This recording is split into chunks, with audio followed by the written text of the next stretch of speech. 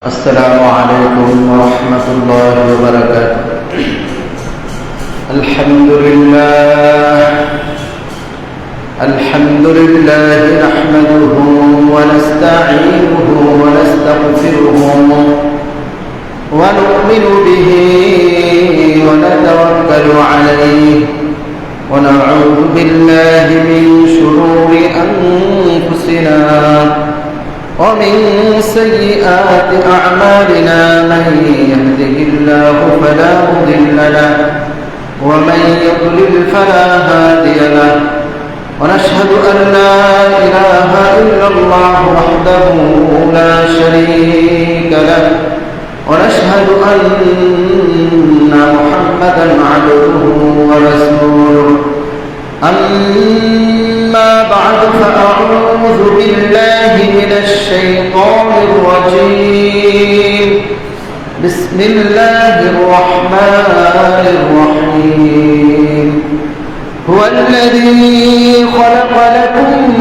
ما في الأرض جميعا ثم استوى إلى السماء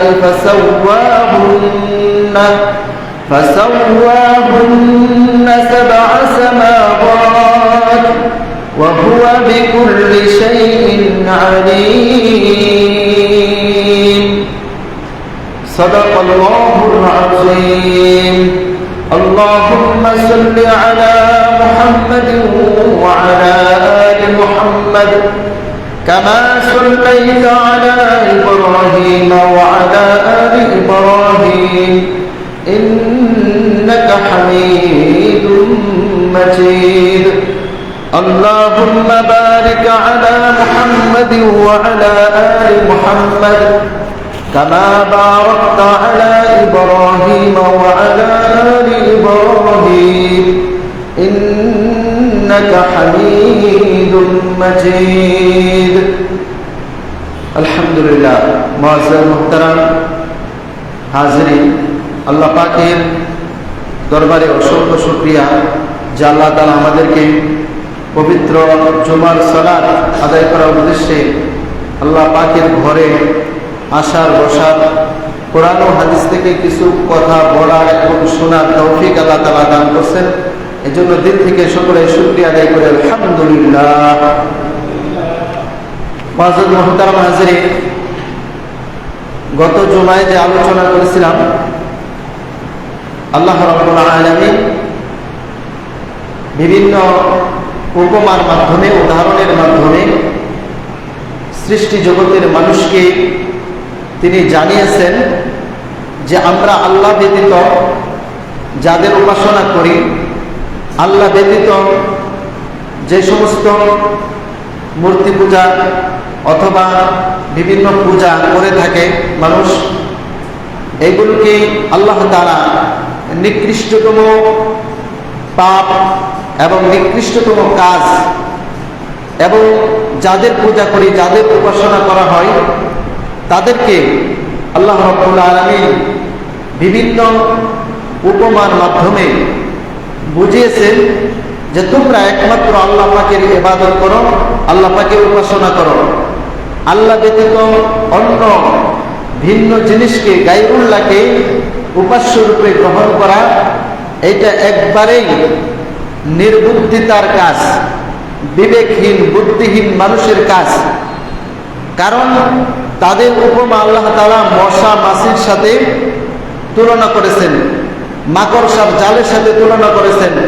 মাকড়সার ঘর যেমন একবারে দুর্বল, আল্লাহ ব্যতীত অন্য কাউকে উপাস্য রূপে গ্রহণ করলে সেটা এরকম দুর্বল, সেটা তোমার দুনিয়াতেও কোনো উপকারে আসবে না, আখিরাতেও কোনো উপকারে আসবে না। এরপর আল্লাহ তাআলা আলোচনা করে শুনিয়েছেন যে সূরা বাকারা 28 নম্বর আয়াতে যে আল্লাহ তাআলা তোমাদের জন্য জীবন মৃত্যু সৃষ্টি করেছেন, তোমরা একদিন জীবিত ছিলে না। আল্লাহ তাআলা বলেন আমি তোমাদেরকে জীবন দান করছি, এরপরে আবার তোমাদেরকে মৃত্যু দান করব, আবার তোমাদেরকে পুনরায় জীবিত করব, পুনরুত্থান ঘটানো হবে, সেখানে তোমাদের হিসাব নিকাশ নেওয়া হবে। এবার আল্লাহ রাব্বুল আলামিন এই আয়াতের মধ্যে আজকে যে আয়াত পড়লাম, এই আয়াতের মধ্যে আরেকটি জিনিস আলোচনা করতেছেন। আল্লাহ তাআলা বলছেন, ওয়াল্লাযী খালাকা লাকুম মা ফিল আরদি জামিআন, তিনি তো সেই সত্তা যিনি সৃষ্টি করেছেন তোমাদের জন্য যা কিছু জমিনে রয়েছে।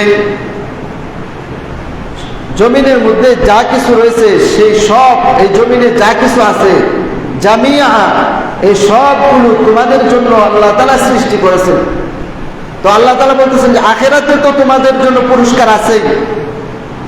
আর দুনিয়ার মানুষদেরকে বলতেছেন যে হে দুনিয়ার মানুষ শুনো, হুয়াল্লাযী খালাকা লাকুম মা ফিল আরদি জামিআন, তিনি সেই সত্তা যেই সত্তা তোমাদের জন্য জমিনের মধ্যে যা কিছু আছেন সব সৃষ্টি করেছেন তোমাদের জন্য, তোমাদের উপকারের জন্য। জোরে জোরে বলেন না সুবহানাল্লাহ। এই জমিনের মধ্যে যাহা কিছু আছে সব আল্লাহ তাআলা কার জন্য বানাইছেন? আমাদের জন্য বানাইছেন। আল্লাহ রাব্বুল আলামিন আমাদের জন্য বানাইছেন, আমরা এর থেকে উপকার হাসিল করি। আল্লাহ রাব্বুল আলামিন বলেন, সুম্মা ইসতাওয়া ইলাস সামাই ফাসাওয়াহুন্না সাবআ সামাওয়াত ওয়া হুয়া বিকুল্লি শাইইন আলীম। অতঃপর তিনি মনোযোগ দিয়েছেন, মনোযোগ করেছেন আকাশের প্রতি। বস্তুত তিনি তৈরি করেছেন 7 আসমান, আর আল্লাহ সব বিষয়ে অবগত আছেন। আল্লাহ রাব্বুল আলামিন 7 আসমান সৃষ্টি করেছেন। শুধু আল্লাহ রাব্বুল আলামিন জমিনকে তোমাদের জন্য বানিয়েছেন এই কথা বলে শেষ করেন নাই, বরং আল্লাহ তাআলা বলতেছেন সুম্মা ইসতাওয়া ইলাস সামাই ফাসাওয়াহুন্না সাবআ সামাওয়াত, তিনি আকাশের দিকে মনোনিবেশ করেছেন। আমাদের যে উপরে আসমান দেখতেছি, আল্লাহ বলেন সাবআ সামাওয়াত, কয়টা আসমান? সাবআ মানে 7, সামাওয়াত বহুবচন, 7টি আসমান আল্লাহ তাআলা সৃষ্টি করেছেন। বলেন সুবহানাল্লাহ। ওয়া হুয়া বিকুল্লি শাইইন আলীম, আর আল্লাহ তাআলা সব বিষয়ে অবগত আছেন। সব বিষয়ে আল্লাহ তাআলা অবগত আছেন। তাহলে আল্লাহ তাআলা বলতেছেন যে তোমাদের জন্য শুধু আখিরাত, তোমাদেরকে তো প্রথমে আল্লাহ তাআলা আমাদেরকে সৃষ্টি করছেন। আল্লাহ বলতেছেন যে তোমাদেরকে সৃষ্টি করলাম, তোমাদেরকে বানাইলাম, তাই শুধু শেষ না, তোমাদের জন্য জমিনকে সৃষ্টি করেছি এবং এই জমিনের মধ্যে যা কিছু আছে সব তোমাদের জন্য বানিয়েছি, তোমাদের জন্য সৃষ্টি করছি। শুধু তাই না, তোমাদের উপরে যে আসমান, 7 আসমানকে আমি আল্লাহ তাআলা তোমাদের সৌন্দর্যের জন্য, তোমাদের আরামায়েশের জন্য আমি আল্লাহ তাআলা সৃষ্টি করছি। বলেন সুবহানাল্লাহ।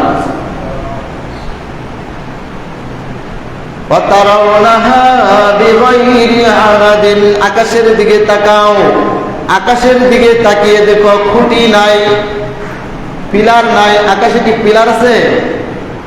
আকাশে পিলার নাই, খুঁটি নাই, খুঁটিবিহীন আসমান। আল্লাহ তাআলা কত বড় ছাদ সৃষ্টি করেছেন।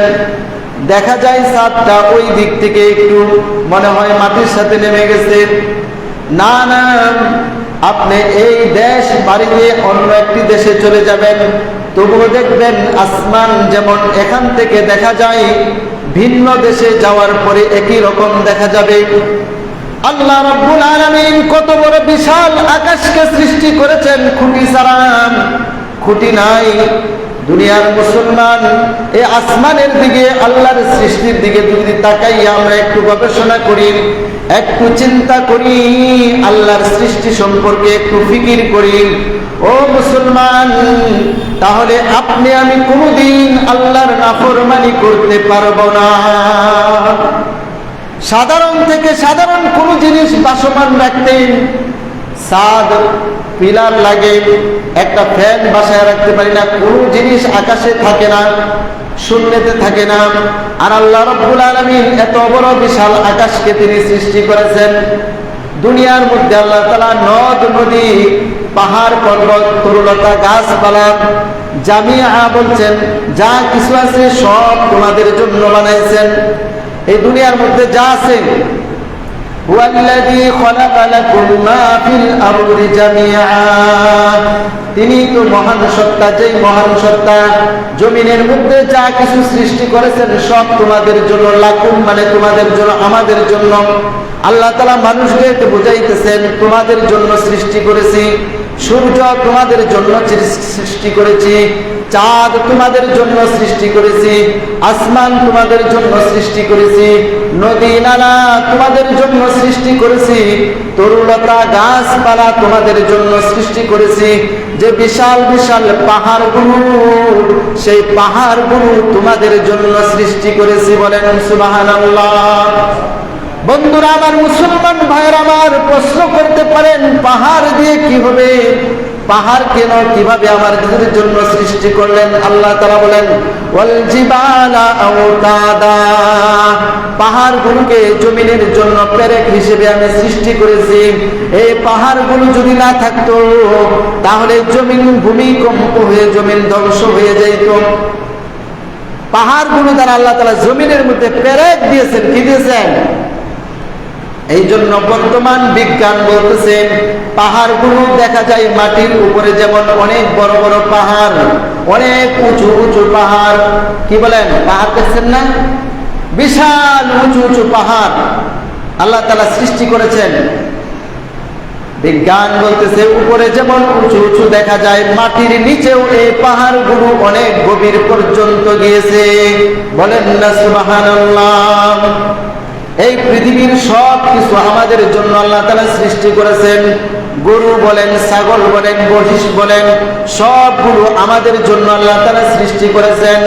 গরু ঘাস খায়, বন খায়, আর সেই গরু থেকে সুস্বাদু পুষ্টিকর দুধ, সাদা দগদগে দুধ বের হয়। এই দুধ কে সৃষ্টি করেন? বলেন, দুধ কে সৃষ্টি করেন? কার জন্য? আমাদের জন্য। আল্লাহ তাআলা এই কথা বললেন, বান্দারে তোমরা আমি আল্লাহকে ভুলে যাও, আমি আল্লাহকে স্মরণ করো না, আমি আল্লাহর সাথে নাফরমানি করো। তো অথচ তোমরা ছিলে মৃত, তোমাদেরকে জীবন দিলাম, এরপরে আবার তোমাদেরকে মৃত্যু দিব, এরপরে আবার তোমাদেরকে পুনরায় উঠাইব। শুধু তাই না, জমিনের মধ্যে বিচরণ করতেছ।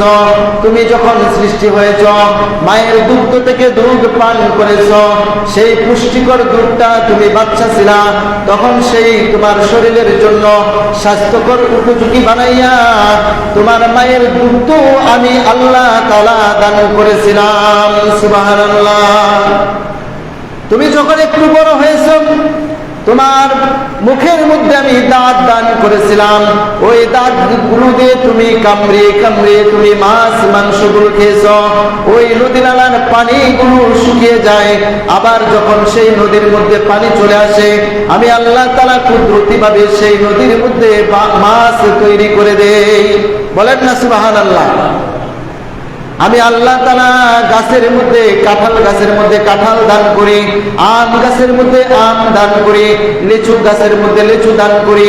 এভাবে যত ফল ফলাদি আছে, সমস্ত ফসলাদি, সমস্ত ফল ফলাদির গাছ গাছালির মধ্যে আমি আল্লাহ তাআলা তোমাদের জন্য খাবার পাঠিয়ে দিয়েছি।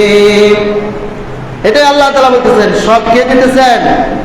বন্ধুরা আমার, এক সময় মানুষ খাবারের জন্য খুব কষ্ট করত, কিন্তু এখন কিছু স্লোগান আছে, যে স্লোগানগুলো মূলত মুসলমানরা দিতে পারে না, যে স্লোগানগুলো মূলত যারা আল্লাহকে বিশ্বাস করে তারা দিতে পারে না। দুইটি সন্তান যথেষ্ট, একটি হলে ভালো হয়।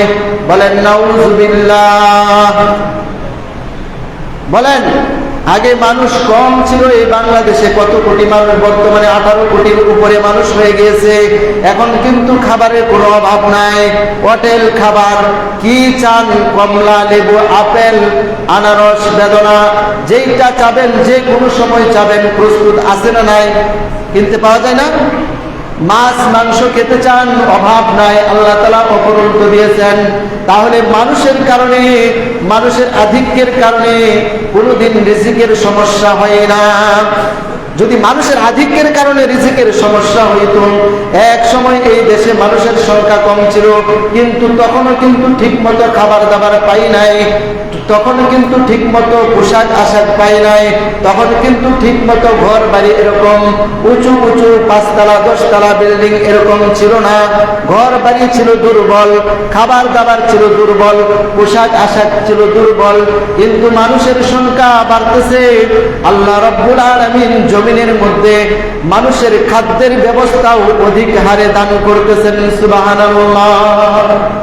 মুসলমান ভাইয়ের আমার, যদি একটু বিবেক খাটিয়ে, যদি একটু বুদ্ধি খাটিয়ে, যদি একটু চিন্তা করি, আসলে তো তাই এই বাংলাদেশের মধ্যে যদি 40 কোটি মানুষ হয়ে যায়, মাত্র 56,000 বর্গ মাইলের বাংলাদেশের মানুষ আল্লাহ পাকের উপর যদি বিশ্বাস রাখে, আল্লাহ তাআলাকে ভয় করে, ওয়ামাইয়াত্তাকিল্লাহা ইয়াজআল লাহু মাখরাজা ওয়া ইয়ারযুকুহু মিন হাইথু লা ইয়াহতাসিব। আল্লাহ রাব্বুল আলামিনকে ভয় করার কারণে আল্লাহ তাআলা কিভাবে তার রিজিক পৌঁছে দিবেন সে নিজেও কল্পনা করতে পারবে না। ভাইরা আমার, মুসলমান ভাইরা আমার, একটু চিন্তা করুন। আমাদের সন্তানরা এখন আমরা লালন পালন করতেছি, আমরা যখন ছোট ছিলাম কয় আইটেমের মজা খাইছি বলেন? কয় আইটেমের মজা খাইছি? যারা এখানে বড় আছেন, কয় আইটেমের মজা পাইছেন বলেন? মজা পাওয়াই গেছে না, যাও দু একটা পাওয়া গেছে। আমরা ছোটবেলা দেখছি 1 টাকা থেকে 5টা 10টা চকলেট 1 টাকা দিয়ে, হোসনি এই যে কালো ছায়ের মতো, এগুলো ছোটবেলা আমরা মজা খাইতাম। আপনারা খাইছেন কিনা জানি না, এরকম এইগুলো মজা, ঠিক না? আর এখন দোকানে যান, 1000 রকমের মজা সাজিয়ে রেখেছে। খাবারের কোনো অভাব নাই, অভাব নাই। হোটেল খাবার কে দিয়েছেন বলেন? আল্লাহ দিয়েছেন। এগুলো বর্ণনা করে শেষ করা যাবে না। আল্লাহ তাআলা বলেছেন, বান্দারে তোমরা আমাকে ভুলে যেও না, আমার সাথে নাফরমানি করিও না। আমি তোমাদেরকে এখন যা দিতেছি, দুনিয়াতে তোমাদেরকে কত সুন্দর সুন্দর জিনিস দিলাম, এগুলো সব তোমাদের খেদমতের জন্য। সব দেখেন, ডাইরেক্ট হোক ইনডাইরেক্ট হোক, সব কিন্তু আমাদের খাদেম। সূর্য আমাদের খাদেম, চাঁদ আমাদের খাদেম, গরু ছাগল এগুলো আমাদের খাদেম, পশু পাখি এগুলো আমাদের খাদেম, গাছপালা সব আমাদের খাদেম, আমাদের খেদমত করে। এখন আমরা কি করি? একটা এই সাগরের মধ্যে ডলফিন এবং তিনি কি পরিমাণ কয়েক টন খাবার লাগে প্রতিদিন, তো আল্লাহ তাআলা তাদেরকে খাওয়াইতেছে না? আর আমরা 2 মুঠো ভাত খাওয়ার জন্য, 2 বেলা খাওয়ার জন্য আমরা বলি কি, মসজিদে মুয়াজ্জিন সাহেব আজানের ধ্বনি দেয়। মুসলমান আমরা এমন, মুসলমান এমন ঈমানওয়ালা হয়ে গেছি, মসজিদে মুয়াজ্জিন সাহেব আল্লাহু আকবার আল্লাহু আকবার বলে ডাকে, বান্দারে আল্লাহর দিকে আয়, আল্লাহর দিকে আয়, আল্লাহর কুদরতি কদমে একটু হাজিরা দিয়ে যাও। আর আমরা বলি না না, আমার ছোট্ট একটা পেট আছে, এই পেটের মধ্যে সকাল বিকাল অল্প কিছু খাবার ঢুকাইতে হবে, এই জন্য আমি জমিনের মধ্যে আল্লাহর হুকুম বাদ দিয়ে কাজের পর কাজ, আমার সময় নাই, সময় নাই। এই কথা বলি কি না বলেন? এই কথা তো বলি। আর না হলে মসজিদে আজান হয়, কেন নামাজে আসি না? এর অর্থ এটাই যে আমার পেট পালতে হবে। আপনার আমার ছোট্ট একটা পেট, এটার জন্য চিন্তা ফিকির করে আল্লাহকে ভুলে গেছি। অথচ আল্লাহ তাআলাই আপনাকে আমাকে দুনিয়ার সব নিজাম, এই সব কিছু আল্লাহ তাআলা আমাদের জন্য বানাইছেন, আর আমরা আল্লাহকে ভুলে উল্টা আবার আশা রাখি জান্নাতে চলে যাব, মরার পরে জান্নাতে চলে যাব। বন্ধুরা আমার, ভাইয়ের আমার, একটু যদি বিবেককে প্রশ্ন করেন, আমি কি কর্ম করতেছি আর মরার পরে কিভাবে জান্নাতে যাব? যেই ঈমান আজান দেওয়ার পরে আমাকে মসজিদ পর্যন্ত আনতে পারে না, ঈমানের এতটুকু শক্তি নাই, আজান হয়ে গেছে, আমি আল্লাহর ঘর মসজিদে গিয়ে নামাজ পড়ি, এতটুকু শক্তি আমার ঈমান আমাকে দেয় না। তাহলে আপনি আপনাকে প্রশ্ন করুন, যে ঈমান আপনাকে মসজিদে আনতে পারে না, ওই ঈমান কি জাহান্নামের ফুলসিরাত পার হয়ে জান্নাতের ভিতরে ঢুকাইতে পারবে কিনা? বলেন, যে ঈমান মসজিদে আনতে পারে না, এই ঈমান কি আপনাকে জান্নাতে নিতে পারবে? আপনি প্রশ্ন করেন। যে ঈমান আপনাকে সুদ থেকে বাঁচাইতে পারে না, ওই ঈমান কি আপনাকে জান্নাতে নিতে পারবে? যেই ঈমান আপনাকে জিনা ব্যভিচার থেকে বাঁচাইতে পারে না, ওই ঈমান কিভাবে আপনাকে জান্নাত পর্যন্ত পৌঁছে দিবেন? এই প্রশ্নটা আপনি আপনাকে করেন। যেই মুসলমানের ঘরের মুসলমান, যেই মুসলমানের সন্তান 30 বছর যাবৎ সুদের সাথে জড়িত, যেই মুসলমানের সন্তান 60 বছর বয়স হয়ে গেছে, 70 বছর বয়স হয়ে গেছে, এখনো ওযুর ফরজগুলো বলতে পারে না, গোসলের ফরজগুলো বলতে পারে না, নামাজ কয় ওয়াক্ত বলতে পারে না,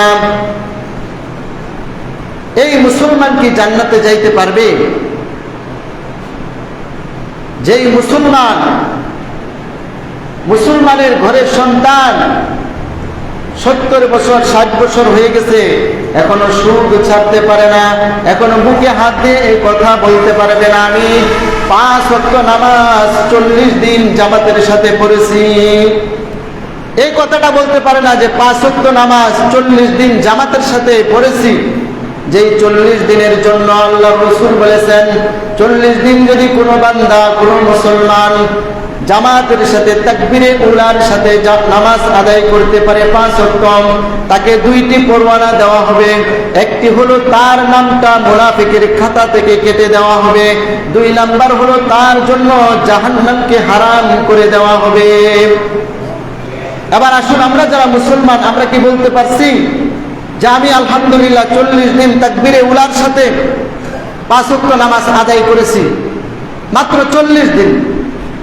এটাও বলতে পারি না। তাহলে আমি আপনি কিভাবে আশা করতে পারি যে আমার ঈমান জান্নাতুল ফেরদাউস পর্যন্ত পৌঁছে দেবে?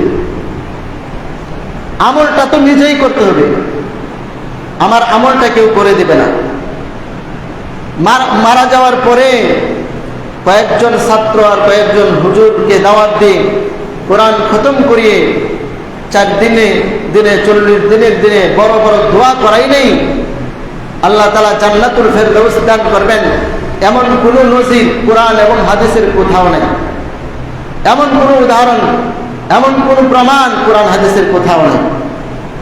কিন্তু এটা আল্লাহ তাআলা, আল্লাহ রাসূল গ্যারান্টি দিয়েছেন, 40 দিন তাকবীরে উলার সাথে মুসলমান যদি নামাজ আদায় করে, আল্লাহ তাআলা তার জন্য জাহান্নামকে হারাম করে দিবেন, আর তার নামটা মুনাফিকের খাতা থেকে কেটে দিবেন। বলেন সুবহানাল্লাহ। এই আমলটা আমরা করতে পারবো না, কি বলেন? এজন্য আমরা প্রতিজ্ঞা করি, জীবনকে একটু পরিবর্তন করার চেষ্টা করি, কারণ সময় তো শেষ হয়ে যাবে। তো আল্লাহ তাআলা যে আমাদের জন্য এত কিছু সৃষ্টি করলেন, আমরা মুসলমান হয়েও যদি আল্লাহ তাআলাকে ভুলে যাই, মুসলমান হয়েও যদি এখন পর্যন্ত হারামের মধ্যে লিপ্ত থাকি, মুসলমান ভাই, কবে আর আমাদের হুঁশ আসবে? 40 বছর 50 বছর বয়স হয়ে গেছে, এখনো সুদের কারবার ছাড়তে পারি না, এখনো ঘুষের কারবার ছাড়তে পারি না, এখনো পরনারীর দিকে দুশ্চরিত্রার যে স্বভাব ছিল, এই স্বভাব খারাপ দৃষ্টিতে আমরা এখনো তাকিয়ে থাকি। কখন চোখের হেফাজত করব, কখন পর্দার হুকুমকে মেনে চলব, কখন হারাম থেকে বেঁচে থাকবো? বলেন, এত বয়স হয়ে গেছে এখনো পারি না, আবার কবে পারবো? মুসলমান হিসেবে আমাদের উচিত আমরা ইসলামের যে সৌন্দর্য, তাহজিব, তামাদ্দুন আছে, এগুলো মেনে চলা।